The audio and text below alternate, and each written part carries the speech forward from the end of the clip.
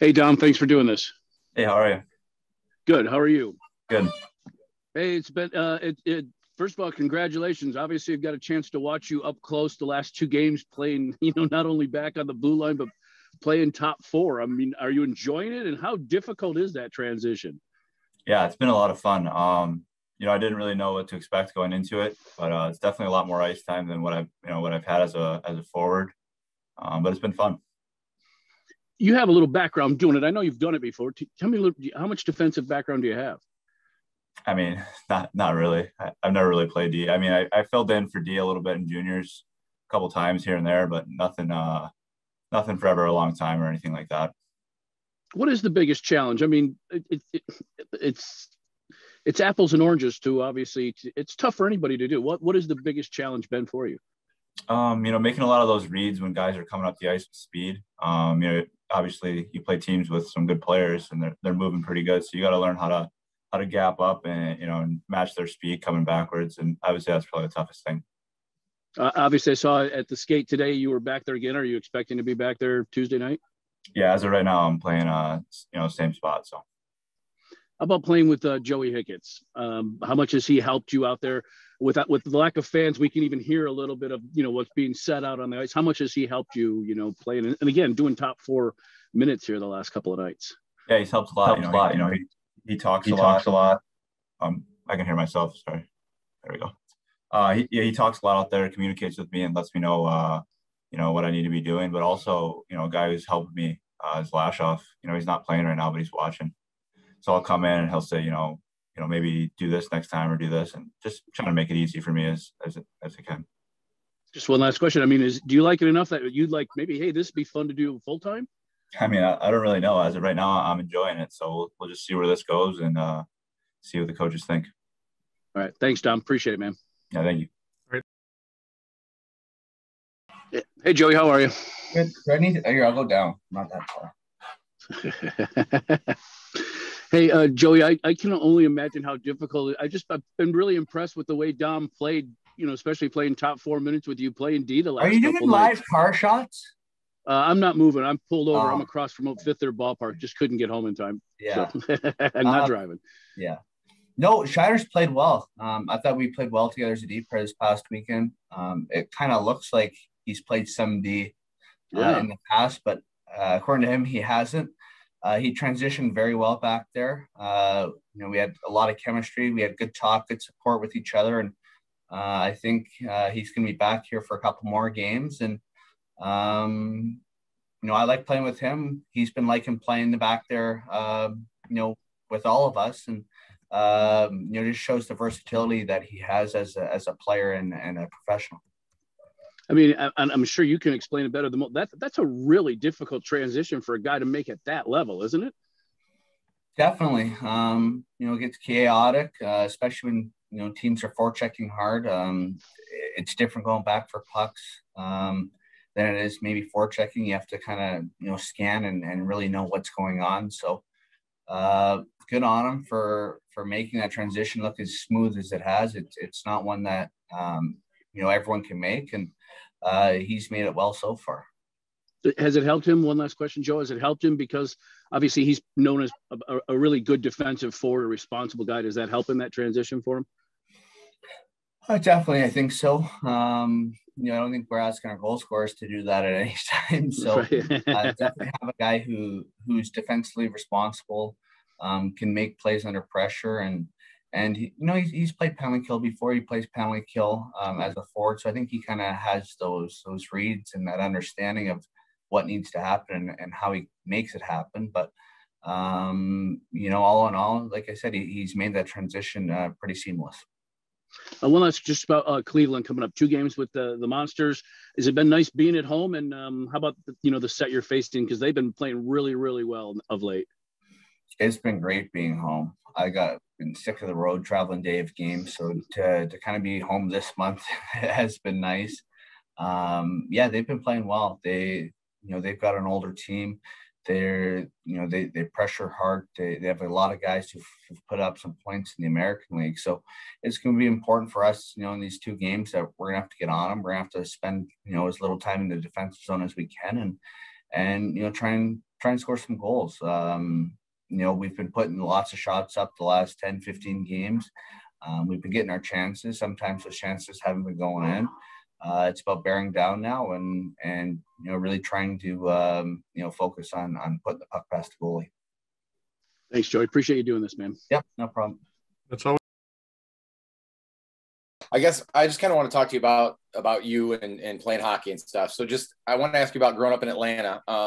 What was the hockey scene like in Atlanta? I've lived here my whole life where hockey's been wildly popular. We hear that sometimes it's not as popular in the South. What was your experience like in Atlanta? Yeah, I mean, it isn't as popular as you said. I mean, it's Georgia, football, baseball, that stuff takes over. But I think the only reason I'm in hockey is because my dad obviously played for a long time. So he got me into it. But I will say that it has grown quite a bit since I first started playing. There's probably 5 rinks within the city now that all have minor hockey programs that are doing pretty well. So it's definitely expanded since I started playing. But back then there wasn't much going on. I had to travel all the time growing up.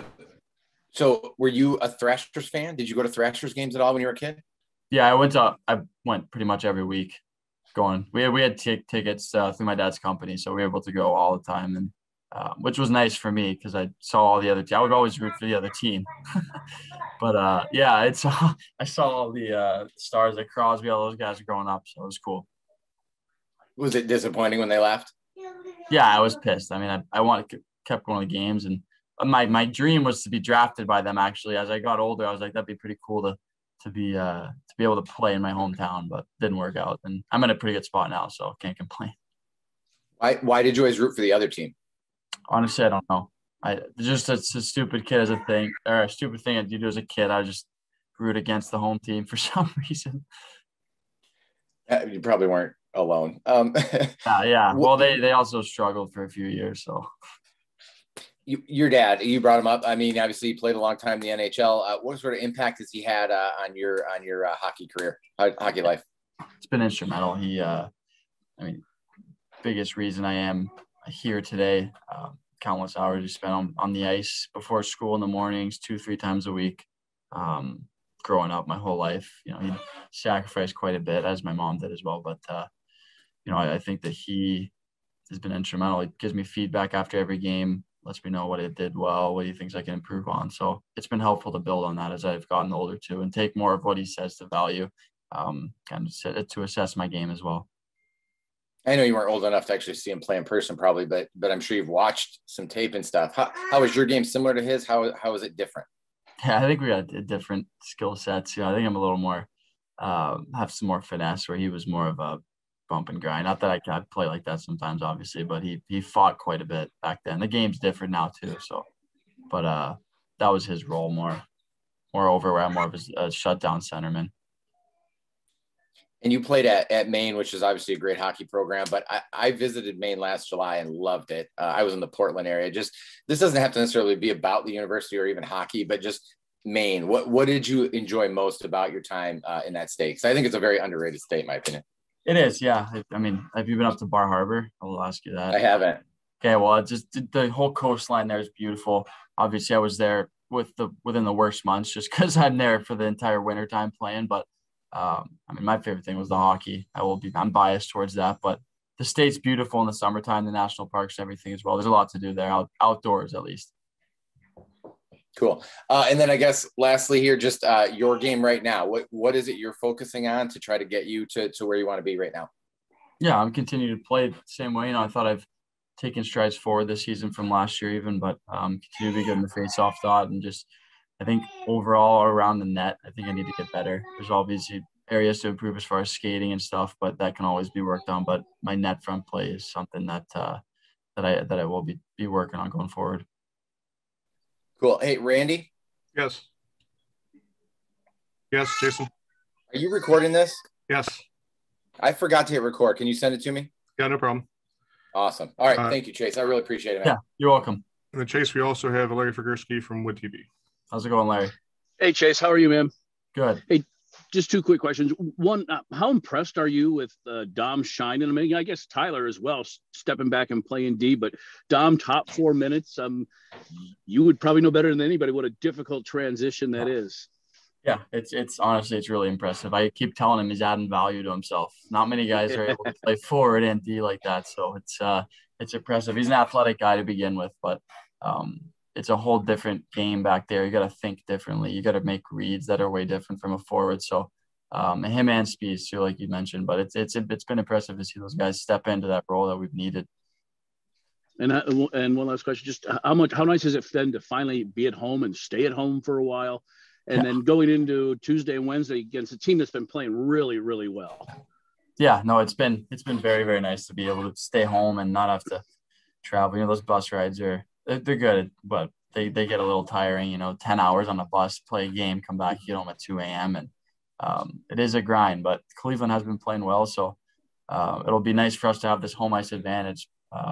And hopefully we can get a couple wins. Awesome. Thanks, Chase. Appreciate it. Yeah, of course. Oh, God. Hey, Ben. Well, first of all, thank you for the text during the pregame skate the other night. Painful. Seriously, that your lineup that was incredibly helpful to me. So I'm glad we were annoying you trying to figure that out, you know. You're trying to figure, well, why did you dress this guy? That doesn't make sense. Then I got Randy. Hey, you forgot a guy. Like, no, guy, that's all we got, man. Yeah. Obviously, that was the first thing we were looking with. Like, he's got 4D in the lineup.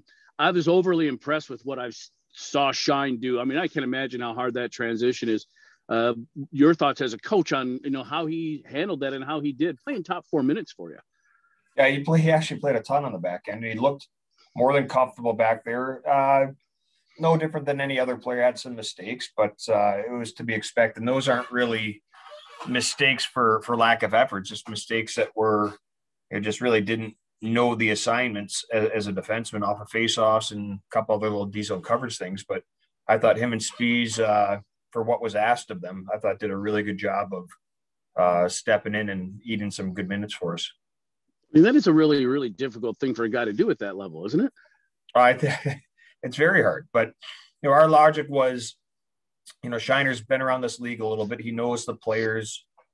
He's got a lot of grit to him, so he's not afraid to go back on pucks and get physical and get involved. And then with Speege, we looked at his skating ability. If he can get back on pucks quickly and have a wheel mentality and skate the puck out, you know, maybe we'll try him. And I thought both guys stepped in and did a lot of good things.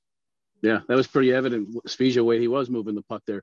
For Dom, how much does it help him? Because when we talk about him, we talk about him being a defensively responsible forward. Does that really make it little easier for him?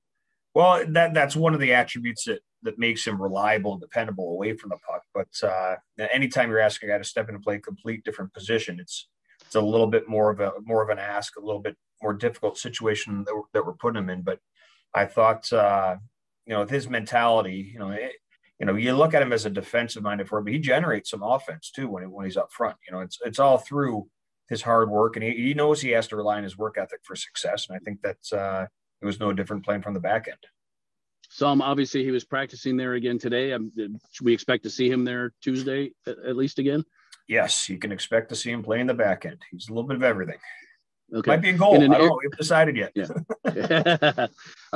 In a time where obviously we can't even say upper and lower body injury and everything's kind of unfit to play, what can you tell me about having to put him in there and use him in that role and having only the defense being short going into it? Just what can you tell me about leads to his situation there?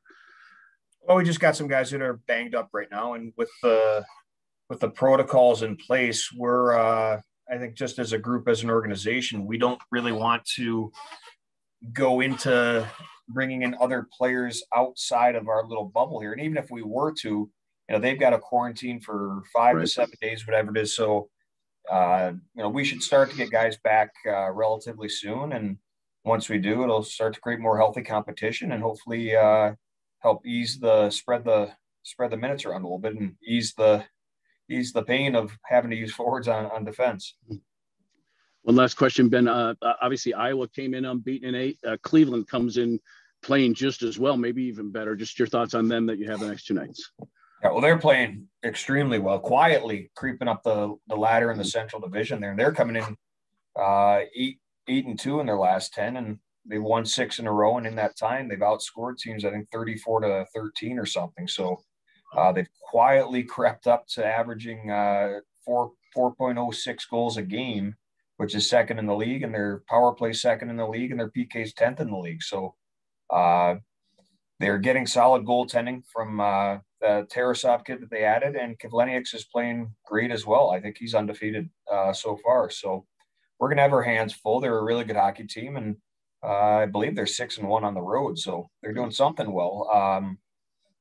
But they're a good team. We're aware of that. But, we're confident with our group, and if we play to our identity and keep things simple, and we have to keep things simple, we have to make sure that we're grinding and working hard. And if we do that, it should make for a good hockey game. Awesome. Thanks, Ben. Appreciate it. Sure.